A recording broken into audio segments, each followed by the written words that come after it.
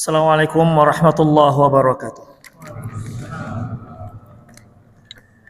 Innal hamdalillah nahmaduhu wa nasta'inuhu wa nastaghfiruh wa na'udzu billahi min shururi anfusina wa sayyiati a'malina may yahdihillahu fahuwal muhtad wa may yudlil falan tajida lahu waliyyan mursyida. Asyhadu an la ilaha illallah wahdahu la syarika lah wa asyhadu anna Muhammadan abduhu wa rasuluhu alladzi la nabiyya ba'dah. Wa qala Allah subhanahu wa ta'ala, ya ayyuhalladzina amanu taqullaha haqqa tuqatih wa la tamutunna illa wa antum muslimun. Wa qala azza man qala, ya ayyuhalladzina amanu taqullaha wa qulu qawlan sadida yuslih lakum a'malakum wa yaghfir lakum dhunubakum wa may yuti'illaha wa rasulahu faqad faza fawzan 'azima.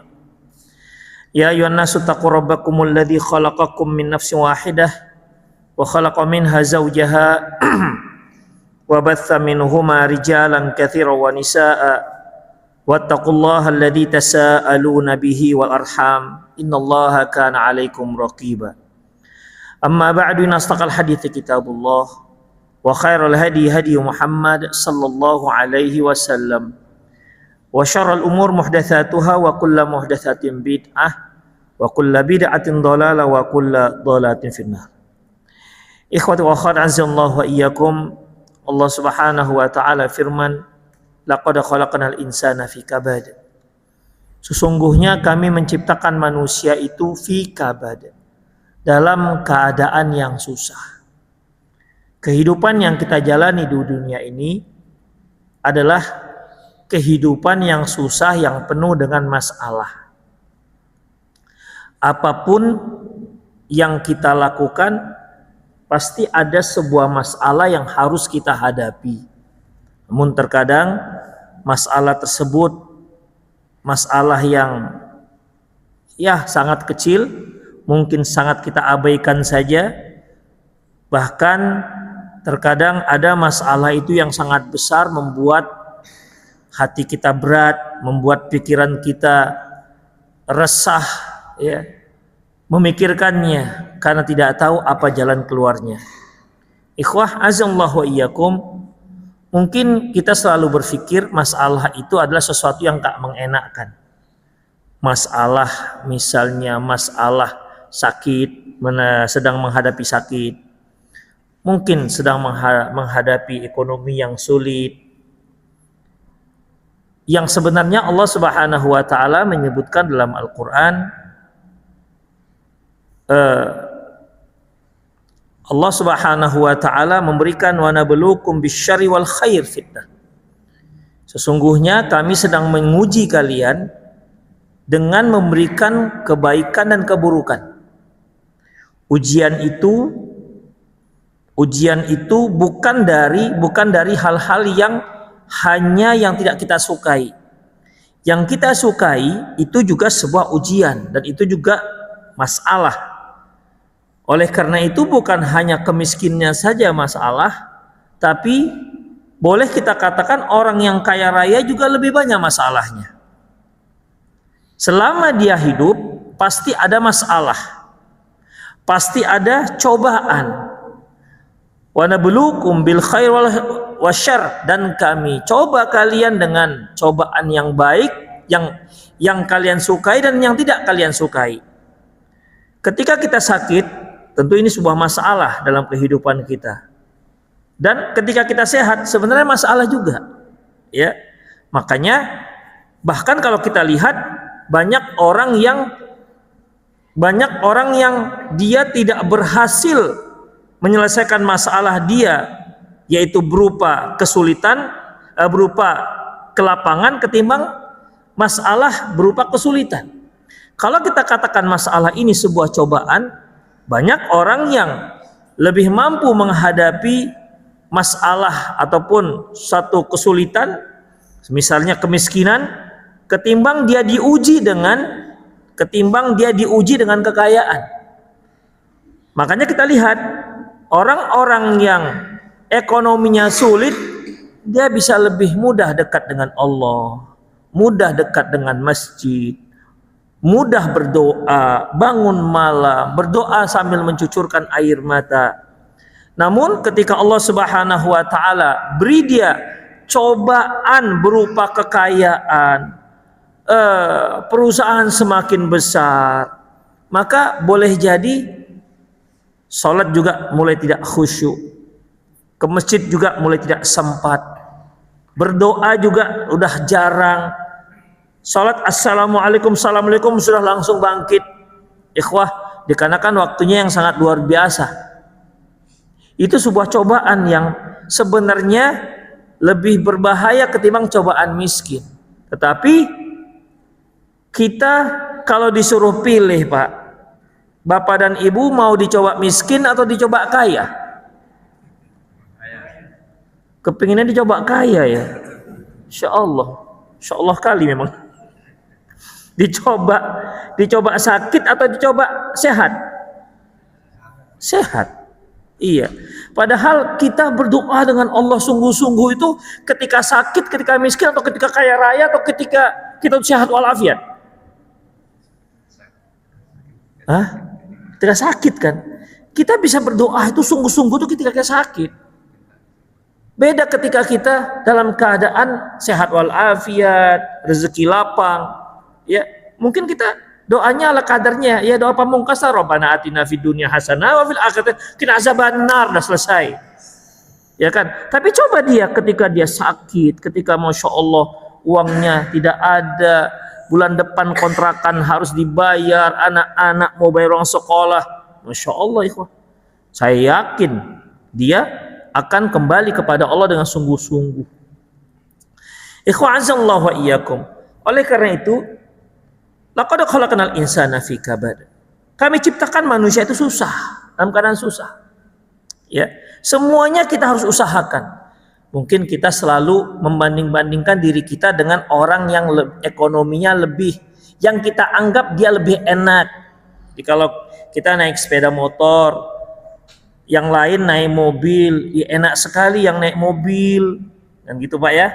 Enak yang naik mobil, Insya Allah. Sementara dia nggak tahu apa masalah orang naik mobil itu. Naik sepeda motor Pak, sekali isi bensin full tank berapa emang? 25.000 selesai. Tambah 5.000 lagi udah keluar melimpah-limpah. Mobil berapa dia harus sediakan? Sepeda motor rusak 25.000, 10.000, 200.000 itu sudah masalah yang berat bagi sepeda motor. Mobil Pak, lecet aja 1 juta. Demikian masalah sebenarnya. Tapi kita selalu enak sekali orang lain. Kita tuh seolah-olah orang yang paling menderita begitu, yang selalu berselimutkan derita, bermandikan air mata. Demikian, kurang bersyukur kepada Allah Subhanahu wa taala. Oleh karena itu, Allah Subhanahu wa taala turunkan Al-Qur'an dan hadis Nabi SAW. Allah utus Nabi sallallahu alaihi wasallam supaya kita tahu dalam menghadapi masalah kita ini. Ikhwah azallahu wa iyyakum. Syekh Badr bin Ali Al-Utaibi mengatakan, wa idza aradtin nusrah wa ta'yid fallahu ta'ala dzakarahu. Kalau kalian mau menginginkan pertolongan dari Allah Subhanahu wa taala, Allah kasih kiatnya. Allah Subhanahu wa taala menyebutkan dalam soal Muhammad ayat 7. Ya ayyuhalladzina amanu in tansurullaha yansurkum. Wahai orang yang beriman, tolong Allah, niscaya Allah akan menolongmu. Tolong Allah ini artinya tolong agama Allah. Kita sebarkan agama Allah, kita sebarkan agama Islam, kita sebarkan watawasau bil haq, watawasau bis sabr. Kemudian ya, wa in aradti mahabbata ahlil iman wa wuddahum fallahu ta'ala. Kalau kamu ingin, kalau masalah kamu itu yaitu masalah yang sulit disukai oleh orang, maka apabila engkau ingin dicintai oleh orang-orang yang beriman, orang-orang yang soleh, maka Allah mengatakan dalam surat Maryam ayat 96, Allah mengatakan, innalladzina amanu wa amilus solihat sayaj'alu lahumur rahmanu wudda. Sesungguhnya orang-orang yang beriman dan beramal soleh, saya ja'alahumur rahman wudda, Allah akan munculkan kasih sayang orang untuk dirinya. Apa kata Syekh Sa'di? Yuhibbu ahlus sama'i wal ard, mereka yang beriman beramal soleh, kata Syekh, saya ja'alahum rahmah wudhu, artinya Allah akan jadikan dia disayangi oleh penduduk langit dan penduduk bumi. Tapi syaratnya yaitu beriman dan beramal soleh. Kemudian ikhwah, dalam sebuah hadis di mana Allah Subhanahu wa ta'ala, Rasulullah SAW mengatakan, innallaha idza ahabbal 'abd nada Jibril inni uhibbu fulan. Sesungguhnya apabila Allah Subhanahu wa taala mencintai seorang hamba, maka Allah Subhanahu wa taala akan memanggil Jibril. Dia mengatakan, ya Jibril inni uhibbu fulan fa ahibbahu. Ya Jibril, aku itu mencintai si fulan, maka cintailah dia. Kemudian fa ahibbahu, maka cintailah dia. Fa yuhibbuhu Jibril. Sejak saat itu Jibril pun mencintai dia. Kemudian summa yunadi fi sama, fi alis sama. Kemudian Jibril memanggil penduduk langit, innallaha yuhibbu fulan fahibbuh. Jibril mengatakan kepada penduduk langit, sesungguhnya Allah itu mencintai si fulan, maka kalian cintailah si fulan. Maka sejak saat itu si fulan itu dicintai oleh penduduk bumi. Demikian ikhwah rahimanallahu wa iyyakum. Ya tentunya tidak semua, ya, tapi umumnya orang menyukai dia. Disukai atau tak disukai sebagian orang, dia tetap dicintai oleh orang. Demikian ikhwah. Ya, tidak ada sih memang orang yang semua penduduk bumi ini mencintai dia, itu enggak ada. Siapa orang yang paling bagus akhlaknya? Rasulullah. Ya kan? Ada enggak yang benci dengan Rasulullah? Ada. Contohnya Pak? Abu Jahal, Abu Lahab. Masya Allah. Pamannya sendiri itu Abu Lahab, pamannya sendiri membenci keponakannya.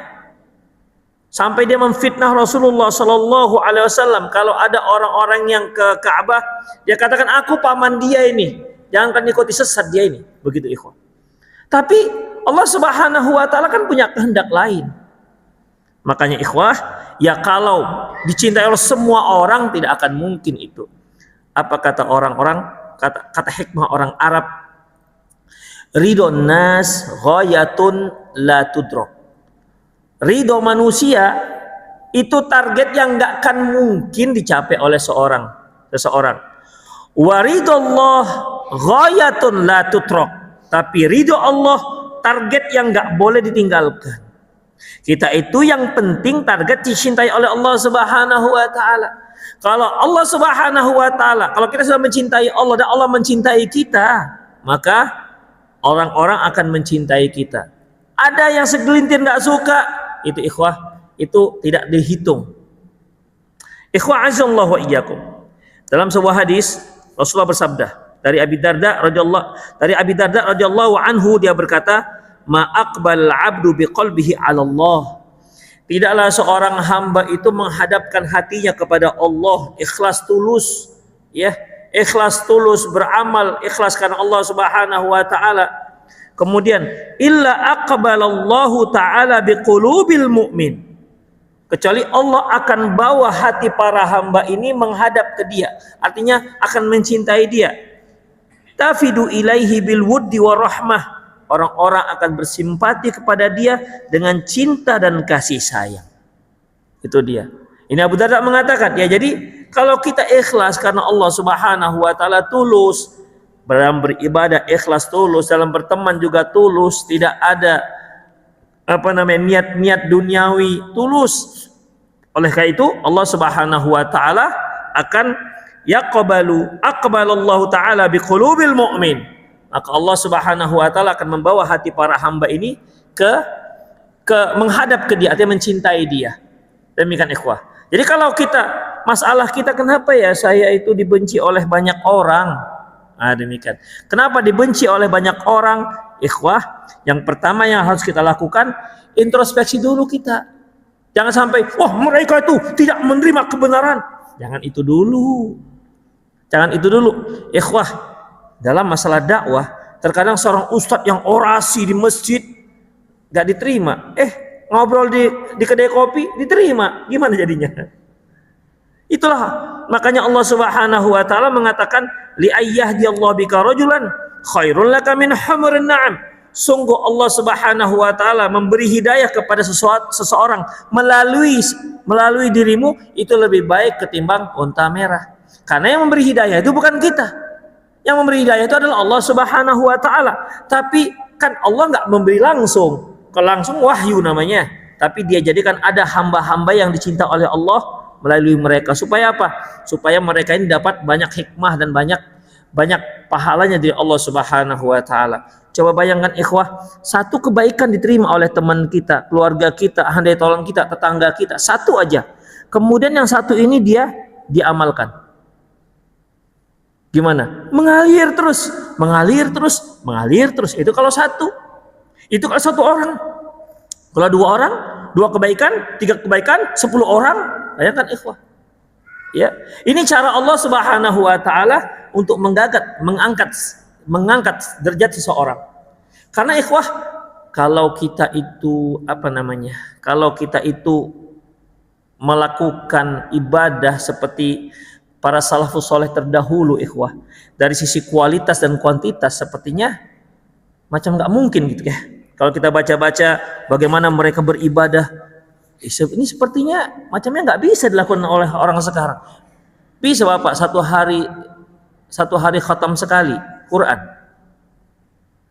Wong satu halaman saja matanya sudah berair baca Quran, kecuali kalau dia baca Facebook ya, baca Instagram itu masya Allah itu 2,5 jam sebentar itu begini datangnya. Tapi kalau baca Quran masya Allah ya setengah jam udah bagus sekali Pak, bagus sekali bahas setengah jam. Demikian ikhwah, rahimanallahu wa iyyakum. Jadi dalam masalah ini ikhwah azallahu wa iyyakum ya, kita dekatkan dengan Allah Subhanahu wa taala. Baik, kemudian apa kata beliau lagi? Masalah Anda apa lagi sekarang? Kalau masalah Anda masalah kecintaan orang, Anda kalau nampak nggak dicintai, maka berarti Anda harus introspeksi. Jangan-jangan ada dosa-dosa yang memang belum taubat dari itu, atau dosa yang dirahasiakan. Karena semua kita ini Bapak Ibu sekalian pasti punya dosa. Nggak ada kita nggak punya dosa. Rasulullah yang katakan, kullu bani Adam khata'un wa khairu khata'ina tawwabun. Semua anak Adam itu bersalah, berdosa. Sebaik-baik orang yang berdosa yang bertaubat. Permasalahannya dosa kita itu ada yang ketahuan teman, ada yang nggak ketahuan. Bahkan boleh jadi kita punya dosa, istri kita pun nggak tahu. Gimana Bapak? Ada nggak kita punya dosa, istri pun nggak tahu? Halo, ada nggak kira-kira?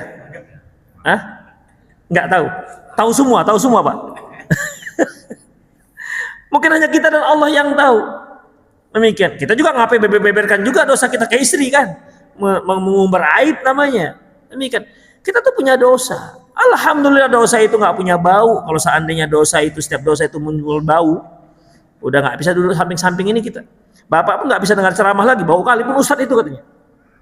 Ikhwa azallahu wa iyyakum. Kalau masalah kalian masalah dicintai oleh orang, sulit orang mencintai, coba introspeksi dulu. Ya mohon kepada Allah perbaiki akhlak. Ya ada seorang dia dia merasa teman-temannya itu dia gerah dengan sikap teman-temannya.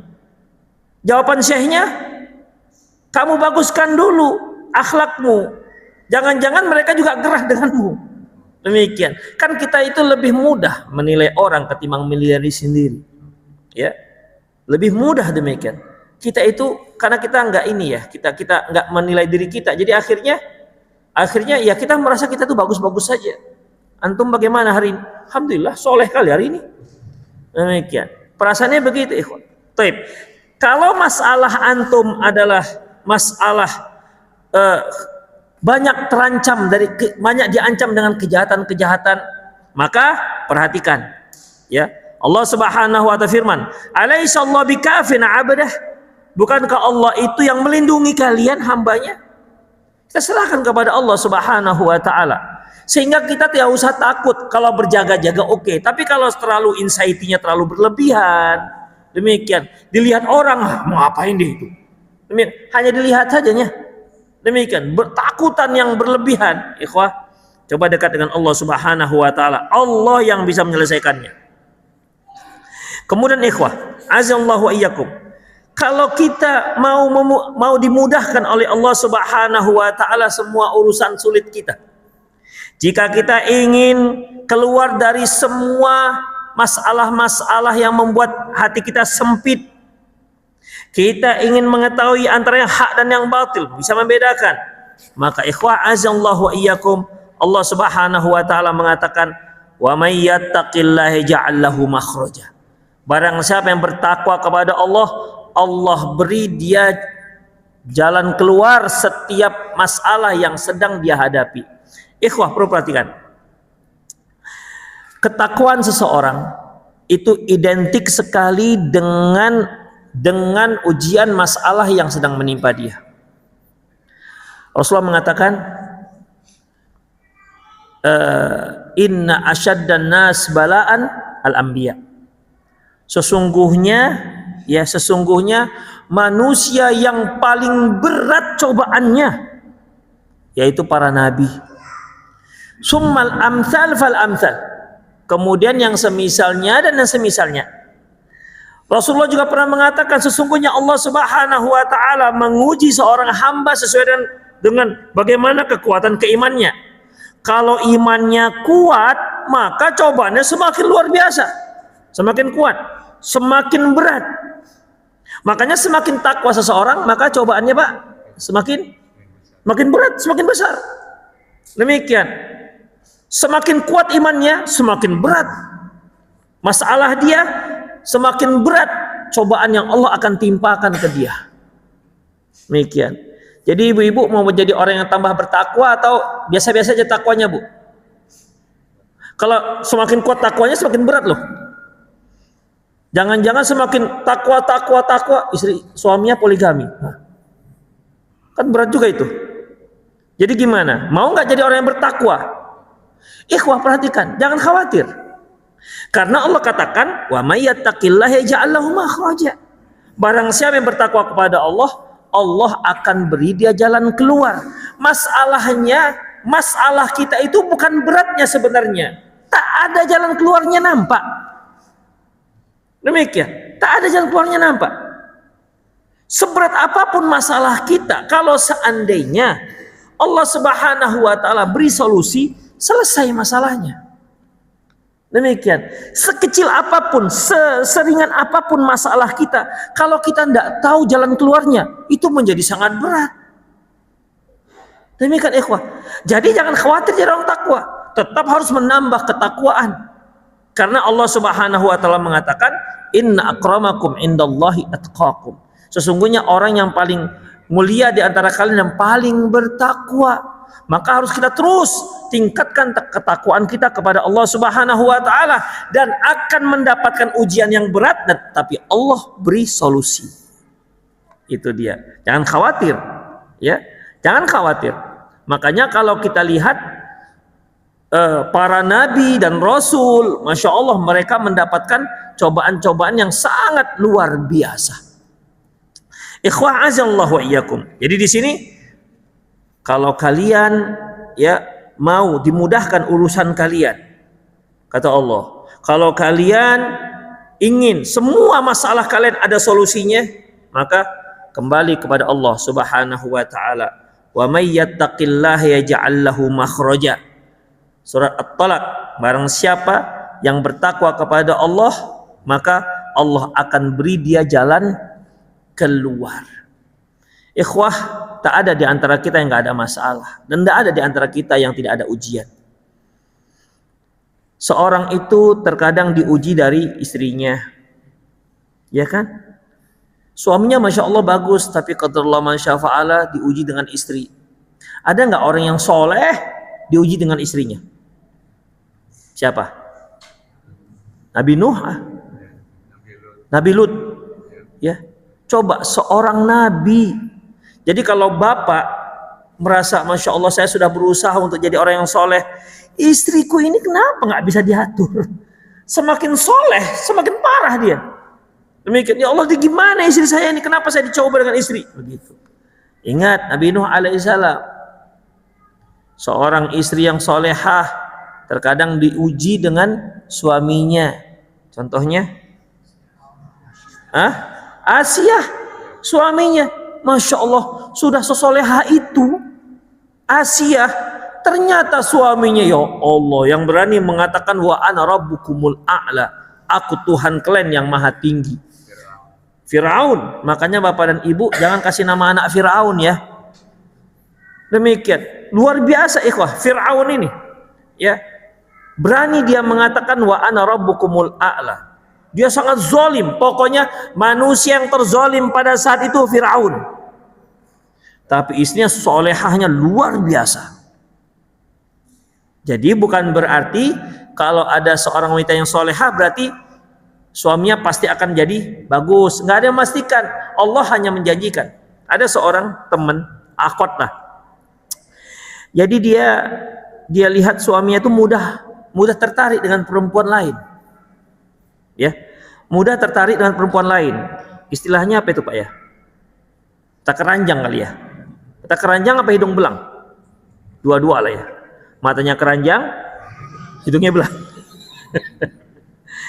Jadi dia berinisiatif, saya ngaji lah, begitu. Ngaji. Semoga suami saya menjadi bagus. Ngajilah dia. Mulailah beli pakaian-pakaian syar'i, ngajilah. Dalam seminggu itu satu kali. Tapi ketika dia sudah mengaji 3 bulan, 4 bulan, suaminya semakin parah. Akhirnya percuma aja saya ngaji, gitu. Percuma saja saya mengaji. Ini konsep yang salah seperti itu, ya. Jadi kalau kita mau menjadi solehah atau menjadi soleh, ya, jangan ada embel-embel nanti supaya suami saya menjadi baik, setia dengan saya. Nggak ada begitu, ya. Itu tidak ada jaminan seperti itu. Kalau ada jaminan, Asia sudah mendapat jaminan, si Firaun menjadi tobat, nasuhah. Tiba-tiba Firaun datang tobat dan beriman kepada Nabi Musa. Ternyata enggak, sampai mati dia enggak tobat-tobat. Demikian. Kalau seandainya jaminan bahwasanya seorang yang sudah soleh pasti istrinya jadi soleha juga, tentu Nabi Lut. Kalau seandainya seorang yang sudah soleh dan soleha, suaminya soleh, istrinya soleha, pasti anaknya jadi soleh. Tentu yang jadi jaminan Nabi Nuh.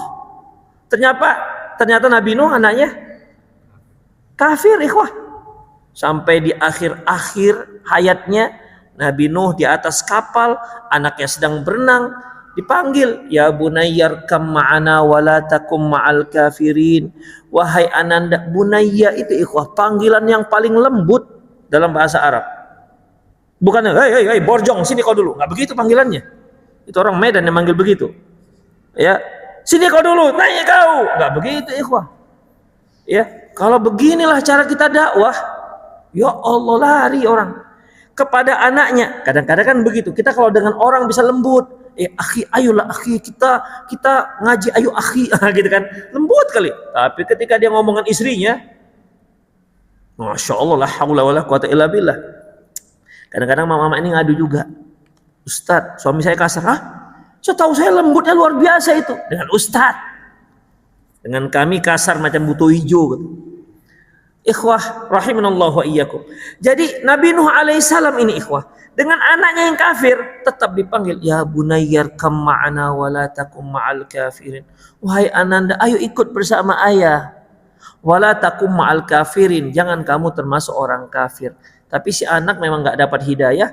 Qala sa'awi ila jabali ya'simuni minal ma'. Enggak ya, aku akan pergi ke puncak gunung yang bisa menyelamatkan aku dari banjir. Itu ikhwah. Qala la 'asimal yaum illa marahim. Tidak ada yang selamat hari ini kecuali yang dirahmati oleh Allah. Maksudnya yang naik kapal. Fahala bainahumal mauju fakana minal mughraqin. Akhirnya mereka dipisahkan dengan banjir, dengan gelombang, dan dia termasuk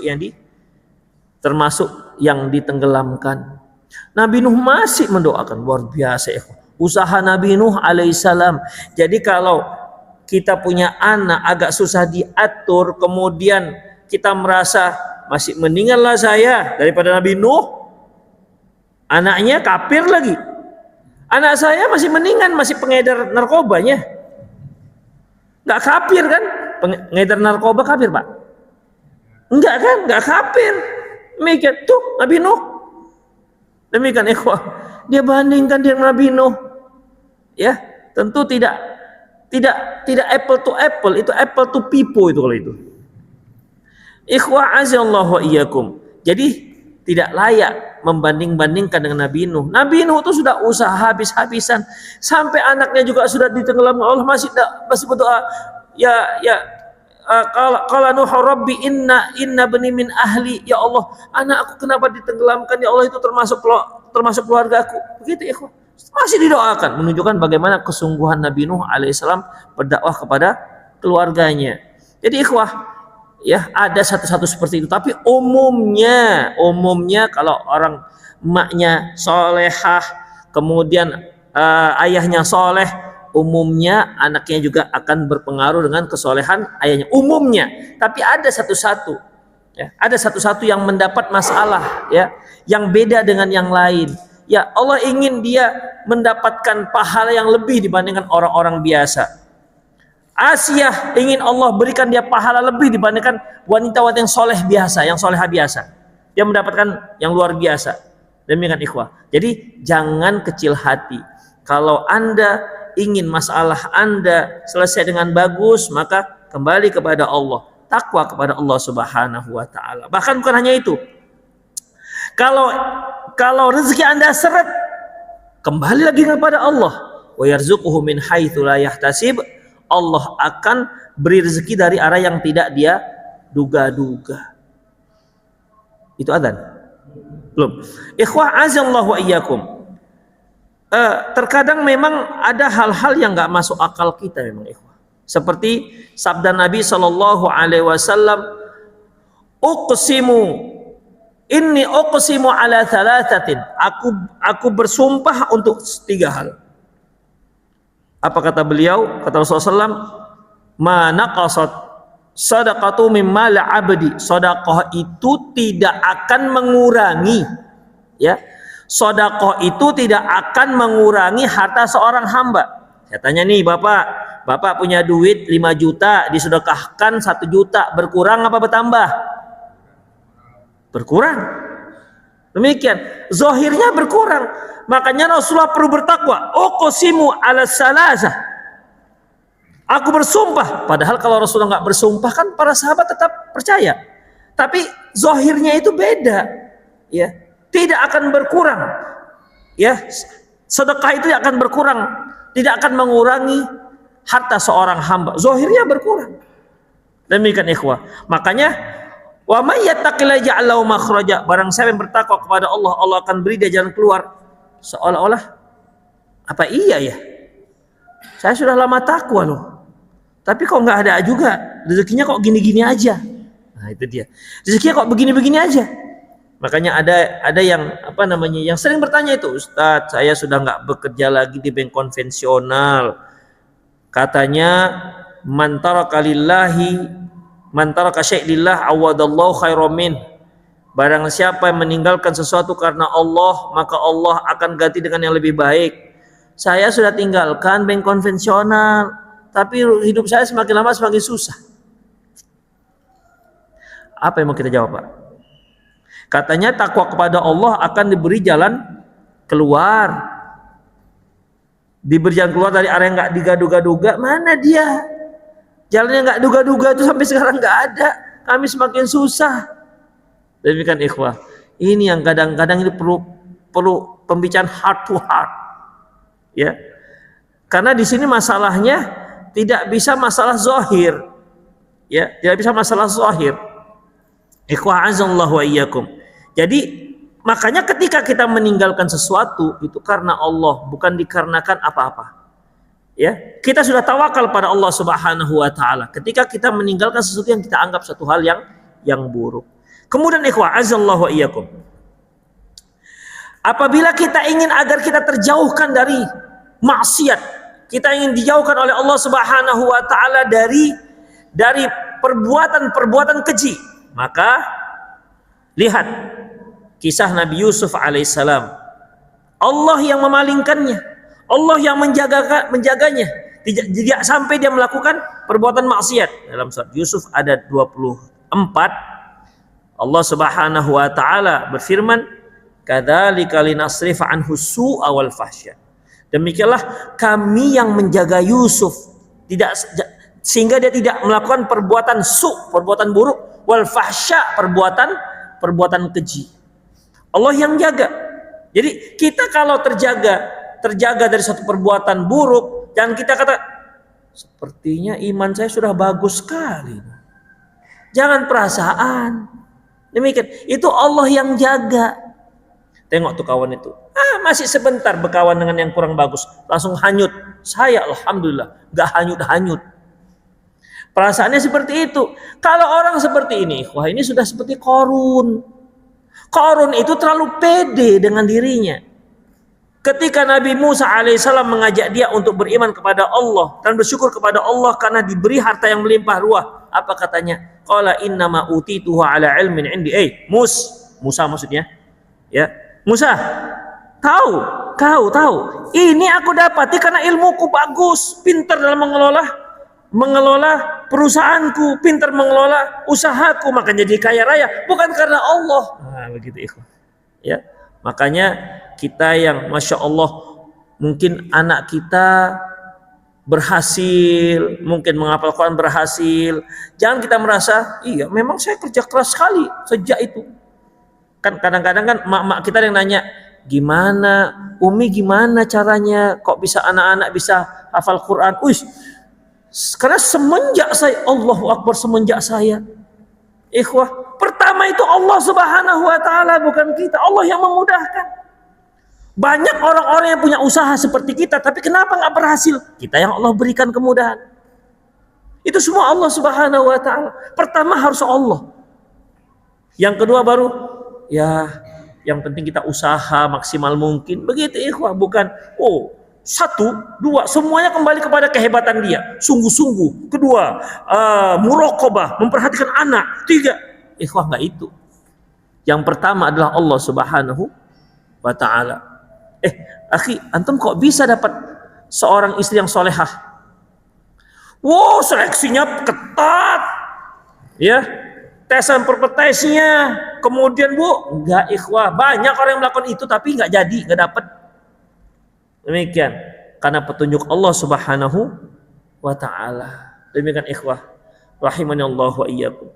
Jadi dalam masalah ini, ya, Nabi Yusuf alaihissalam kenapa selamat?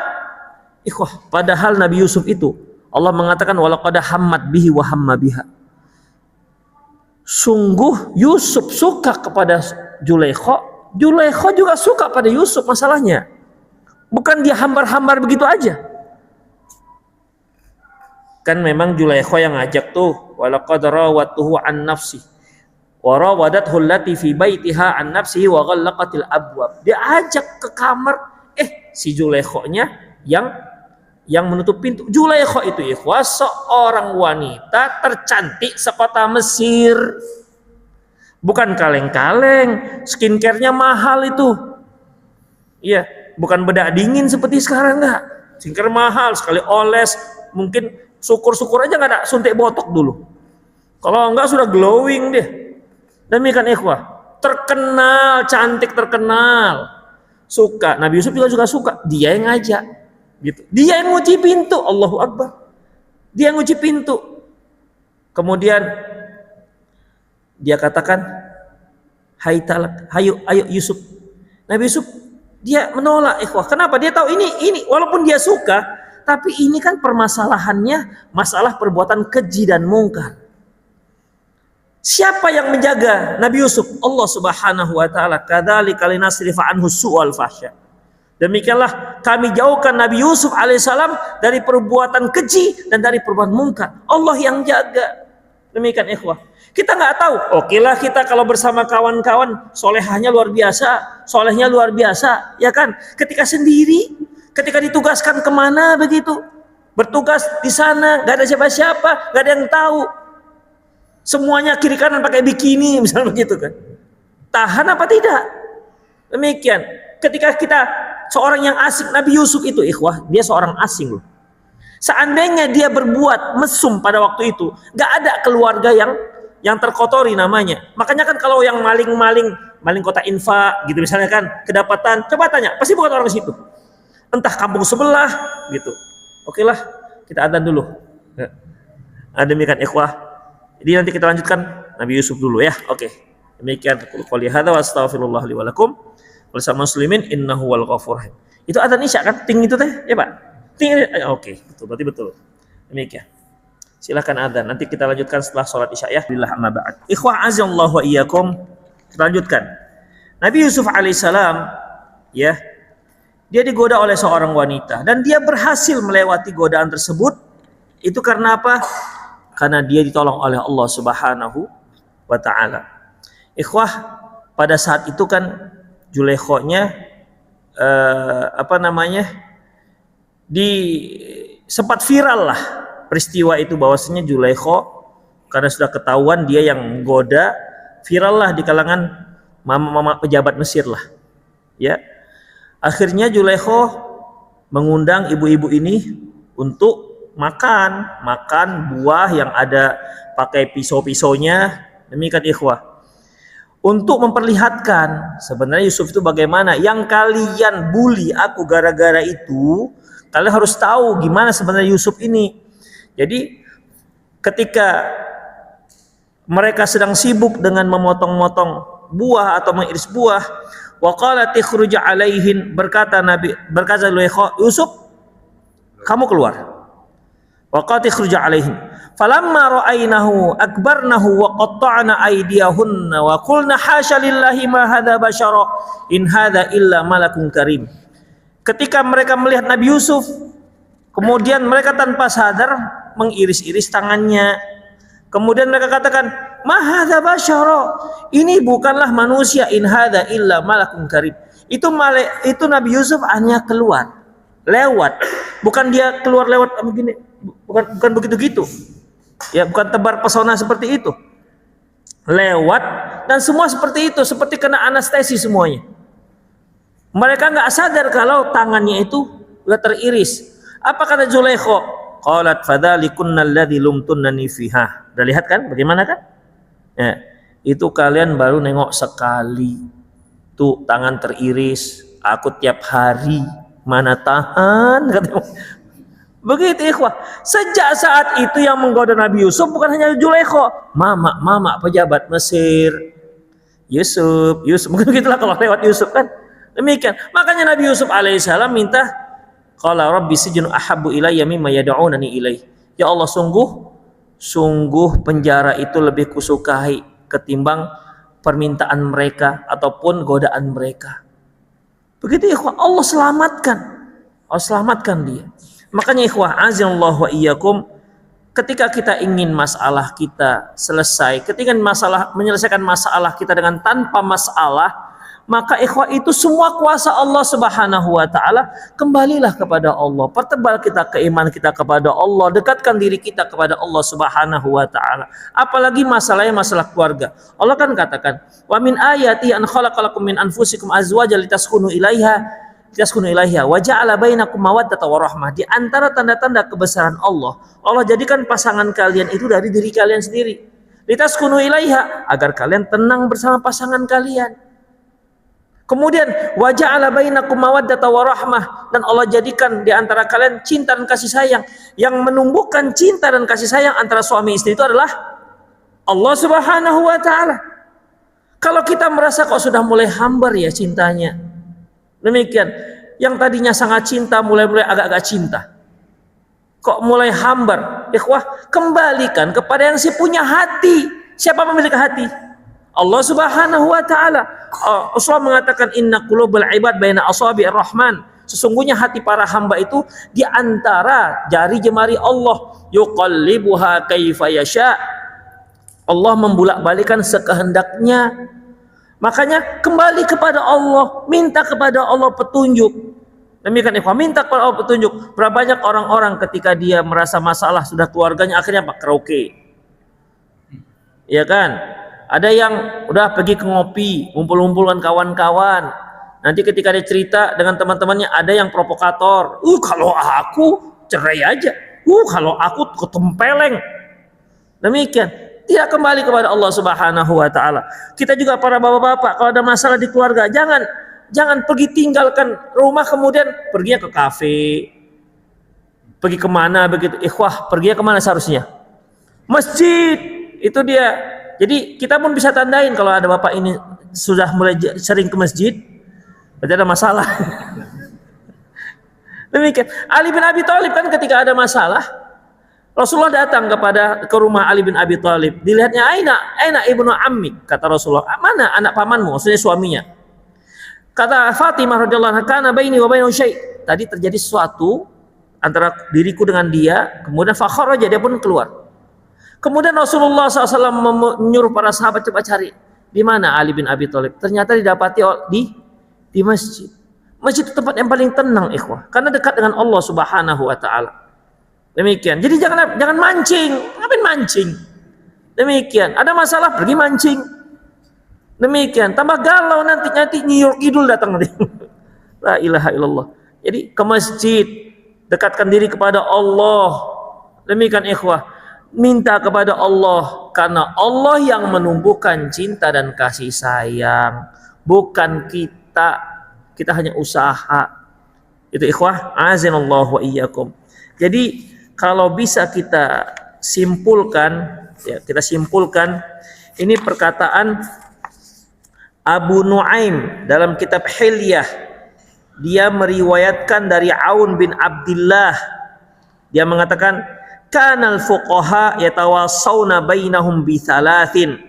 Dahulu para fuqaha, para ahli-ahli fikih, para ulama, mereka saling memberikan nasihat untuk penekanan 3 hal. Apa itu? Man amila li akhiratihi kafahullahu amrad dunyah. Barang siapa yang beramal untuk akhiratnya, Allah akan cukupkan dunianya. Ya. Barang siapa yang beramal untuk akhiratnya, Allah cukupkan dunianya. Maksudnya di sini bukan berarti bapak-bapak itu harus habis subuh zikir di masjid, baca Quran sampai zuhur. Kemudian habis zuhur sholat, kemudian lanjut zikir lagi. Kerjanya di mana?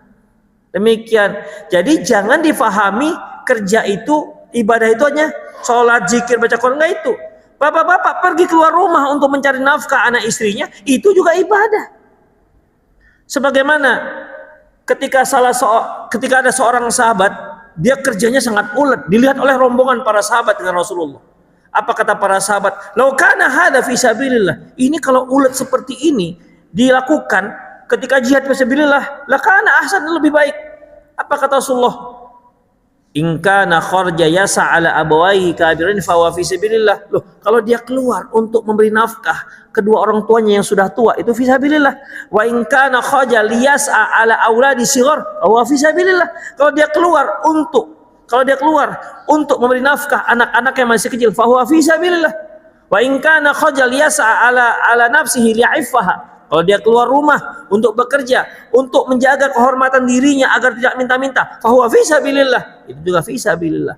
Makanya kita niatkan ketika kita bertugas, bekerja untuk mencari nafkah diri kita, keluarga kita, niatkan itu sebagai ibadah. Apalagi untuk keluarga kita yang Rasulullah SAW mengatakan, dinarun anfaqtahu fisabilillah, wa dinar anfaqtahu lil masakin, wa dinar anfaqtahu lil raqabah, wa dinar anfaqtahu li ahlik. 1 dinar engkau berikan untuk jihad fisabilillah. 1 dinar engkau berikan untuk miskin. 1 dinar engkau berikan untuk orang yang untuk membebaskan seorang hamba. 1 dinar engkau berikan untuk keluargamu. Dinar anfaqtahu li ahlika khair. 1 dinar yang engkau berikan untuk keluargamu itu lebih baik. Demikian, antum keluar sudah fisabilillah, hasilnya diberikan ke keluarga, ya, tapi jangan kasih semua lah, ya. Ada untuk sedekah juga begitu, ya. Maka itu lebih baik, lebih besar pahalanya. Makanya kalau seorang suami nambah uang belanja setiap bulan, itu akan lebih besar pahalanya. Ya kan Ibu? Cocok kira-kira Bu? Enggak cocok. Soleh-soleh kali orang Surabaya, Masya Allah ya. Enggak kepingin tambah uang belanja, Masya Allah ya. Baguslah kalau begitu.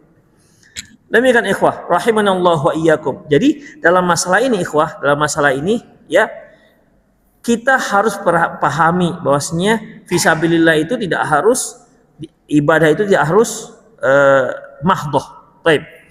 Barang siapa yang beramal untuk akhiratnya, maka Allah mudahkan, Allah cukupkan dunianya. Wa man aslaha sariratahu aslahallah ala niyatahu.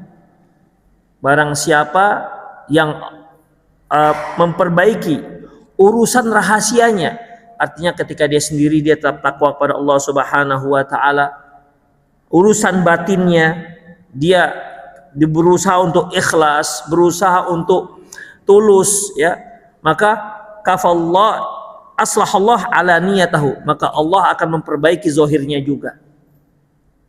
Yang terakhir, wa man aslaha ma bainahu wa bainallah aslahallahu ma bainahu wa bainan nas. Barang siapa yang memperbaiki hubungan dia dengan Allah, maka Allah akan perbaiki hubungan dia dengan manusia. Demikian ikhwah, 3 wasiat ya yang diriwayatkan dari Abdullah bin Aun bin Abdullah, bahwasanya para fuqaha itu saling menasihati 3 hal ini. Yang pertama tadi apa Pak? Barang siapa yang beramal untuk akhiratnya. Ingat, beramal akhirat itu bukan harus ibadah mahdhah. Ya. Seorang suami bekerja, niatkan itu karena Allah yang mewajibkan, maka itu dapat pahala. Para ibu-ibu yang bekerja di rumah dia mengurus anak-anaknya, mengurus rumahnya, maka itu juga ibadah kepada Allah Subhanahu wa taala. Barang siapa yang bekerja, barang siapa yang melakukan untuk akhiratnya, maka Allah cukupkan dunianya. Yang kedua, memperbaiki batinnya, maka Allah akan memperbaiki zahirnya.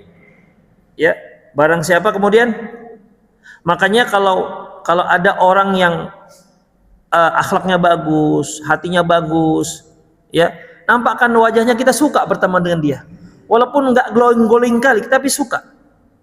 Kita suka. Tapi coba yang emak-emak yang dipikirkan itu hanya wajahnya bagaimana, keriputnya bagaimana, Masya Allah, supaya glowing. Kepinginnya tuh wajahnya itu kilat bagaikan marmer dinding ini. Demikian, berkilat, kalau bisa bersinar begitu. Tapi ketika dia tidak perbaiki isinya, orang tidak suka juga dengan dia. Demikian, ya. Orang tidak suka juga dengan dia. Makanya baguskan hati kita, ya, karena dari situ akan terpancar cahaya ilahi. Kemudian yang ketiga, barang siapa yang memperbaiki hubungan dengan Allah, maka Allah akan perbaiki hubungan dia dengan manusia, terutama hubungan dia dengan suaminya. Karena ikatan pernikahan itu ikatan yang sangat suci, yang sangat sakral, di mana pasangan itu tetap diakui oleh Allah Subhanahu wa taala sampai di surga, sampai di akhirat. Tanggung jawabnya itu sampai akhirat.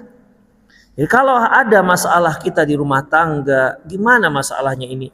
Maka serahkan kepada Allah, minta kepada Allah jalan keluarnya. Minta pada Allah jalan keluarnya, ya, supaya masalah tidak berlarut-larut. Demikian ikhwah. Saya ulangi, barang siapa yang memperbaiki hubungannya dengan Allah, maka Allah akan perbaiki hubungan dia dengan manusia. Kita sampai jam berapa ini komatnya? Sampai bunyi ya? Ya Pak, sampai bunyi. Hah? Oh, banyak lagi Pak. Ini bisa tahajud ini. Baik, kemudian ikhwah azallahu wa iyyakum. Berkata Abu Hazim, ini yang terakhir ya. Berkata Abu Hazim berkata, la yuhsinu abdun fima baina wa bainallah. Tidaklah seorang hamba itu memperbaiki hubungan dia dengan Allah illa ahsanallah ma bainahu wa bainal ibad. Kecuali Allah akan perbaiki hubungan dia dengan hamba-hamba yang lain. Wala yu'awwiru ma baina wa bainallah.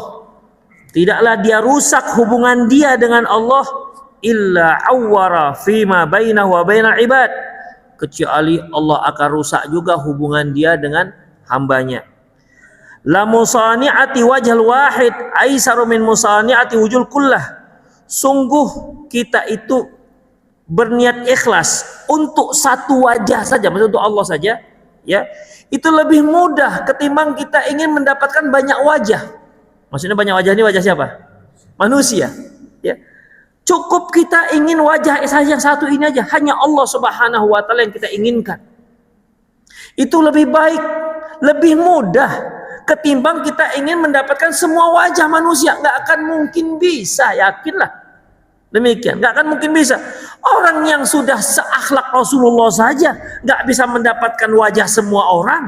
Ada 1, 2, 3 segelintir orang ataupun mungkin banyak pada di awalnya itu tidak suka dengan beliau.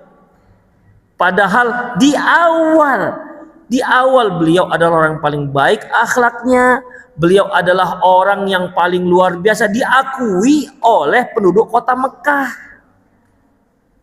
Bukan orang yang keroco-keroco, enggak, diakui oleh penduduk kota Mekah. Dia orang al-amin terkenal. Begitupun ketika dia mengatakan berdakwah la ilaha illallah Muhammad Rasulullah, pada benci. Demikian. Jadi udahlah, kita yang penting Allah Subhanahu wa taala ridho kepada kita, kita berusaha untuk tulus pada Allah Subhanahu wa taala. Mengenai orang, ya sudahlah, enggak semua orang bisa memahami kita, ikhwah. Ya, enggak semua orang bisa memahami kita. Kita bukan politikus yang ingin semua orang kalau mau bisa menjoblos kita gitu kan. Kasih sembako, habis itu sembako diambil lagi. Ikhwah azinallahu wa iyyakum. Jadi itulah dia. Kemudian innaka idza sana'tahu malat wujuhu kulluha ilaiha. Karena sesungguhnya kalau kamu fokus kepada satu wajah, yaitu Allah, semua wajah-wajah ini akan mengarah kepadamu. Jangan khawatir, ya, jangan khawatir. Mungkin awal-awalnya iya, tapi pada akhirnya wala aqibatul lil muttaqin, ujung-ujungnya akhirnya yaitu untuk orang-orang yang bertakwa. Wa idzas tafsatta ma bainahu syana'atka wujuhakullah. Tapi kalau kamu rusak hubunganmu dengan Allah Subhanahu wa taala, wajah kamu tak menginginkan wajah Allah, maka rusak semua wajah. Tidak ada yang suka denganmu. Kalaupun ada orang-orang yang memang kepingin urusan dunia, bukan ikhlas dan tulus kepada Allah Subhanahu wa taala. Demikianlah ikhwah rahimallahu wa iyyakum. Ya, intinya masalah kita tidak akan pernah jadi masalah kalau kita dekat dengan Allah Subhanahu wa taala. Ikhwah, kepandaian kita dalam menghadapi masalah bukan karena kepiawaian kita, bukan dikarenakan saya orang yang sudah banyak makan asam garam rendang. Enggak. Banyak yang sudah banyak makan rendang malah mencret. Bukan banyak yang bisa menyelesaikan masalah. Demikian. Bukan karena pengalaman, bukan karena jenggotnya putih-putih begini. Bukan. Tapi karena taufik dari Allah Subhanahu wa taala. Demikian ikhwah, ya. Kita kembali kepada Allah Subhanahu wa taala. Tapi itu sajalah ya kajian kita. Semoga sedikit yang kita bahas, ya saya yakin sudah pernah dengar, tapi fadzakir fa inna dzikra tanfa'ul mu'minin.